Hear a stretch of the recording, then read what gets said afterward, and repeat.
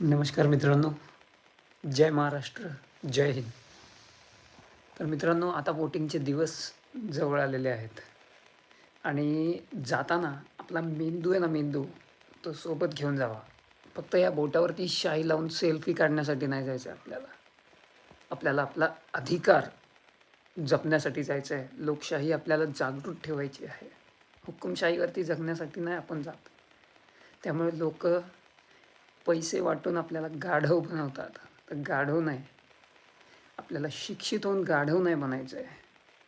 आपला हक्क समजून घ्यायचा आहे. तर ह्याच्यासाठी योग्य ठिकाणी वोट करा, एवढीच मी आपल्याला विनंती करतो. नाहीतर आपलं अस्तित्व आपण असंही गमवत आहे. कुठलाही नेता तुमच्या फायद्याचा विचार करून त्या सत्तेवर येत नाही. तो स्वतःच्या खिशाचा तेवढाच फायदा बघतो तो, बाकी काही नाही. त्याच्यामुळं जागृत व्हा आणि आपला अधिकार जपा. धन्यवाद.